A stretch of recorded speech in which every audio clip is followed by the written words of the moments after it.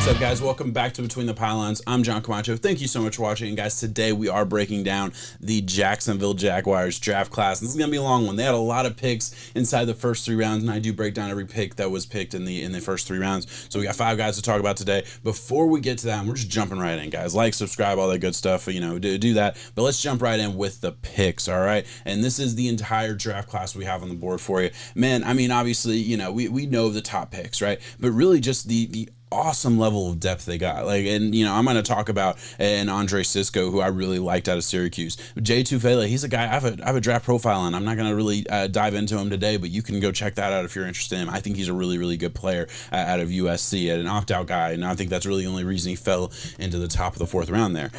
But overall, man, just awesome talent all over the board. I think they got so much better this week. I really do. I think they were already a team that I felt like had more, they had more pieces than I feel like people were really willing to talk about. Like they had some good wide receivers. Like DJ Shark's a stud. They had pieces on the offensive line. They have pieces on defense, right? And it's not a finished product by any means, but hey, you draft pretty early in the draft consistently long enough, you're gonna have some good players. And I think that's kind of the story with the Jaguars. They just need to put it all together, and I think this draft is a very, very good starting point to doing that. Let's get started with the draft. We're gonna start off with the golden boy himself, Trevor Lawrence. Not gonna spend a whole lot of time on this. Obviously, we know, superstar from day one in college. This is an elite prospect. He's the guy. What else is there to say that hasn't already been said? You'll notice cons, arm strength, just really, really good. It's just like a Joe Burrow arm strength, and it's not like a Justin Herbert arm strength. Like that's what we're talking about there. Okay, and not really a negative by any means. How much does arm strength really matter, right? And then does he love the game? I genuinely hated putting that in there. I want you to know that. Like I put that in there as a con because I felt like I needed to have a con something, but I don't like saying like that. That makes me feel gross to be like, to really question his love for the game. Dude's been at the top of the game at every single level he's ever played at, right? I mean, there were rumors and bullshit like that in the off season, so I give no credence to it, but it's out there in the world, so I felt like I had to put it on this little graphic for me. That's all I got, man. I mean, what else is there to say? Got the starter, got the superstar from day one. All of those things, he'll be there week 1. He'll it'll be fun to watch. He's probably already the rookie MVP or whatever you want to call it. Like it's a done deal for the most part, right?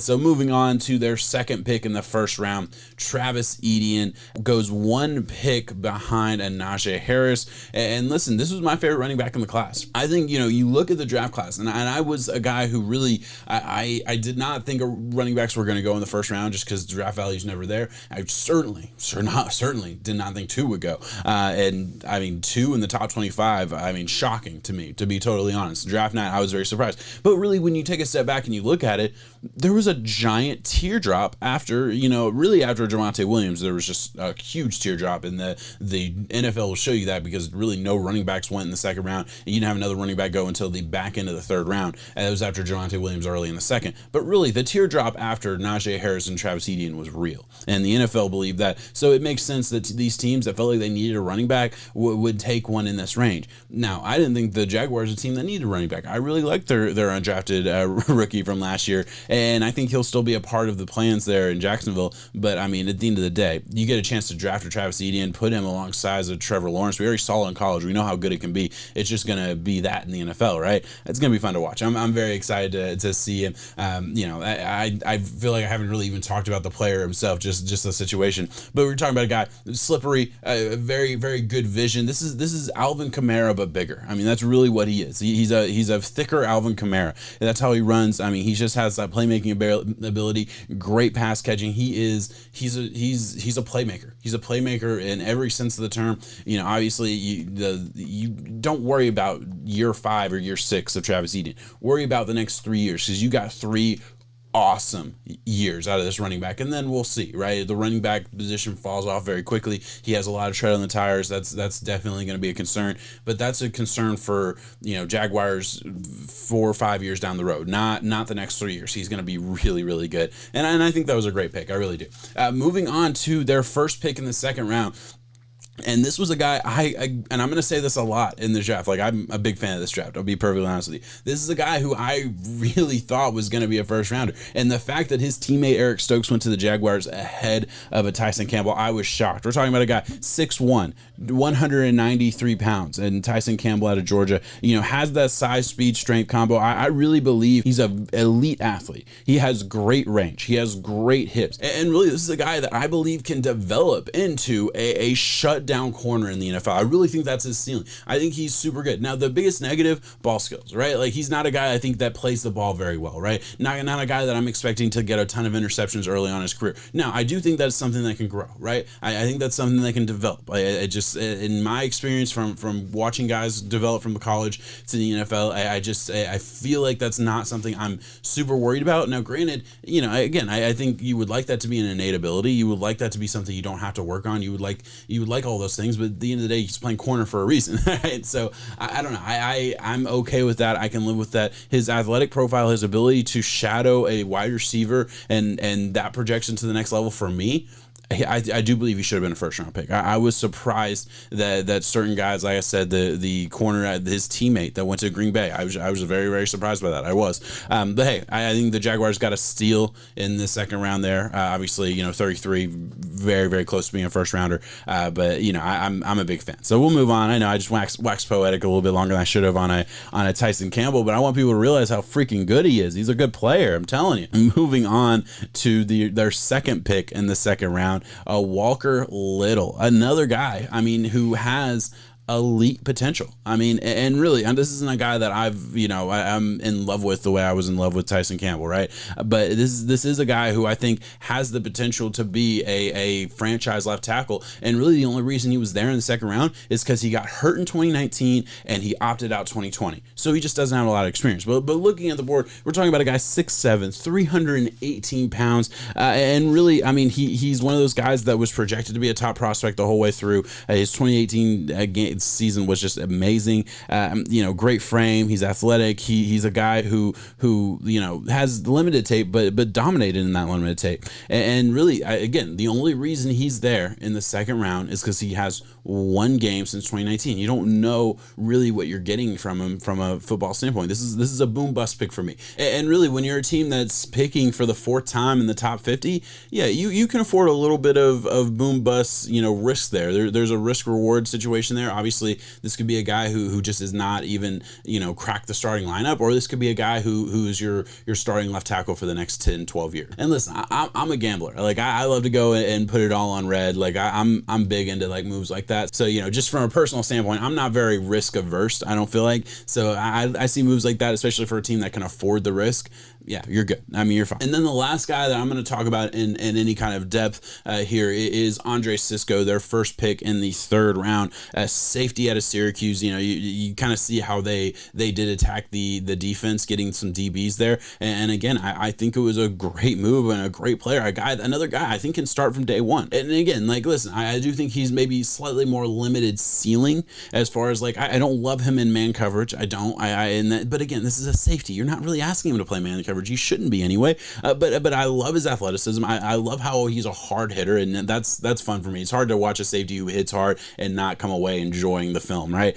He has good eyes, good instincts. I feel like he plays the field very well, and he has good ball skills. Like, he was bringing down balls, and I think that's a big part of playing that center field position and at the back end of the defense. That's what I want to see. So great hitter, plays with a little bit of reckless abandon as far as like his aggressiveness, and it gets him in trouble at times. I saw that a lot from scouts, and that's something, I'll be totally honest, after watching it, that was not a negative for me. But I went back and watched some scouting notebooks and things like that, read some different things on him, and that was something that constantly came up. And I went back after seeing that, like, okay, so everybody's seeing that, I didn't see that. Went back and like, okay, yeah, no, I get it. Okay, yeah, all right, yeah, okay, yeah, over aggressive, sure. Didn't faze me. Didn't bother me at all. I love him. I'm a big fan of Andre Cisco. Another guy who's like, man, I thought he was going to be a second round pick for sure. I thought he had a chance to go top 50. And really just another guy that I really liked coming into the class, goes to the Jaguars. This Jaguars class is just filled with dudes that are like, man, these are my guys. I love this class altogether. And guys, let's move on to my best and worst moves. And my best move, or really, I guess I should just be thanking, I should say last organization, keeping Doug Marrone in for the 2020 season instead of moving on from him in 2019, like I think everyone thought they were going to, it landed you Trevor Lawrence. Like, I don't know. That's your best move. You took Trevor Lawrence in the first round. It really wouldn't even matter if I liked the rest of your picks. You got Trevor Lawrence in the first. I just happen to really like the rest of your picks. You got a lot of guys that I just were my guys for the most part. So man, that's the best move. Obviously, I don't know how you can go anywhere else. And then my worst move, and listen, I struggle with this one. I almost said none, because like there's no move that I genuinely dislike, and I've said that a couple times about a couple different teams that I've talked about on this like draft breakdown, series that I'm doing for every team. But no more have I felt it than I have with the Jaguars. Like, really don't dislike any move. But I'm going to say taking a running back in the first traditionally is not something I agree with. Now, I mentioned it when they got him. It's draft value. It can't just, everything can't just be cut and dry. So to say, I didn't love taking a running back in the first because I just don't believe in that, blah, blah, blah. Well, this wasn't a class that was deep at running back. Was 25 a little bit earlier than I think everyone was expecting for Travis Etienne? Or really, I mean, Najee Harris was projected to the Steelers a lot, so that didn't surprise as many people. But Etienne just wasn't projected to the Jaguars, and I think that was why it was such a surprise. But like, sometimes he was going first, sometimes he was going second in a lot of mocks. But either way, it was one of those things where it's like, okay, yeah, even if you thought that was early, they wouldn't have been able to get him at 33. So you want a top end running back, you got him. Now, granted, I will say I like James Robinson last year. They're undrafted rookie. I thought they hit on a gem, and I think when a team does that, it's surprising to see them be so quick to replace that same player. And then also you just hit on a gem. Why would you not? And granted, I know it's a different organization, so I don't know. I'm spending too long on a pick that I really don't even dislike. Let's move on to my grades here. Overall, listen, I do my grades a little bit different. I break it down into 3 different categories. First category is players, and this is just the players they got. And I'm giving it an A++. I love the players they got. A lot of these guys are just my guys. I mean, and really, like, you go so far as to say, like, I mentioned the top guys in the first 3 rounds, right? We talked about them. But J. Tufele, defensive tackle out of USC, a guy I really, really liked. I thought was gonna go 3rd round. I thought was slam dunk gonna go 3rd round. Goes 1 pick outside of the 3rd round. So I was close. But again, a guy that I really was surprised was there at the beginning of day 3, and just another pick. Hey, add to that defense. The Jaguars had a ton of needs, and I think that's a player you can go in who's going to be at the very worst a rotational defensive tackle from day one, right? And I really believe can turn into a 3-down tackle at very early on his career. I really believe that's his upside. So man, just love his play. Love the players from beginning to end. I had no issues with the draft. I feel like, I don't know. We've seen 2 years in a row where I feel like college coaches have come from college to the NFL, started a new organization, and really started very strong in the draft. Obviously, I'm talking about Matt Rule last year, who had a great draft, and honestly had another really good draft this year.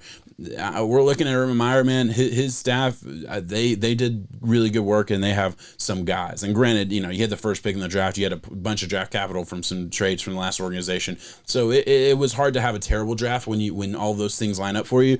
But man, Nick hit it out of the park with the players that they got. Draft value, I'm giving it an A, just a straight A. The only reason I'm not giving it an A+, obviously I had to bring in the conversation for the running back at some point in the first. And again, I don't like saying that because I 1000% understand the draft value and all those other things.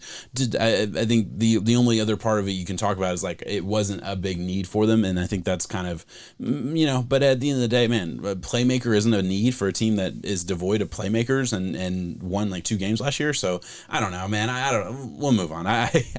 I'm going to talk myself in circles and end up changing my mind, and I'm already like not feeling good about that. So I'm just going to keep it moving forward here. Needs, A+. Again, they had a lot of needs. I get it. And really with a team that has a ton of needs, to put it in A+, okay, they're not a Super Bowl champion team this year. This is first year of a 3-year rebuild, but man, did they come out of the gate strong. Man, did they get guys at every single level. And granted, like every player they got was going to be a need to a certain level, right? I mean, they don't have a lot of talent on that team in the traditional sense. But I did say at the beginning, there's pieces there I think that were already in place. But man, just top to bottom, grabbing needs, grabbing good players that are going to fill in from day one, I feel like, and then sprinkling in like boom bust and a Walker Little, who, like, I don't know what to expect from him. One game from 2019 and on, like, yeah, that's tough. But really, I think if he plays 2020, if 2020 doesn't happen the way 2020 happened, he could have been a top 10 lineman. Like, that's really the conversation that should be had with his upside. And it's real. It's very real. But guys, overall, as you can tell, I am such a big fan of this Jaguars class. I'm such a big fan of what the Jaguars are doing, and I think moving forward, man, if things keep going awry with Deshaun Watson in Houston, if the Colts don't figure it out with Carson Wentz, obviously Carson Wentz, I love the Colts roster too, don't want to take anything away from it, but Carson Wentz is going to be a big question mark until we see what we're going to see from him in 2021. Really, Jaguars are not that far away from being very competitive in this division. And granted, I know I skipped over the Titans. Titans have some really, really good pieces, but I feel like they took a step back this offseason overall. So I really don't feel like, it would not surprise me at all if the Jaguars had a better record than the Titans at the end of the year. And I live in Tennessee. I have a lot of Titans friends, so I hate saying that on the off chance that any of them are watching this far along into a Jaguars breakdown. But just in case they are, I'm sorry, guys, but that's my honest take, man. I think the Jaguars have a chance to be really, really good this year with Trevor Lawrence and all the other pieces in place there for the Jaguars. But guys, I'm going to get out of here. Thank you so much for watching. Please like, subscribe, all that good stuff. If you enjoy this kind of content, I'm going to keep it going. I'm going to keep it rolling. I'm a big draft guy, but I also, once the NFL season comes out, I'm going to be doing, NFL breakdowns and college breakdowns, all this stuff. I got a lot of stuff planned. So follow the journey with me, guys. Small channel that I think is growing pretty quickly, and I'd love for you to be a part of it if you're not subscribed already. Thank you so much, guys. Peace out.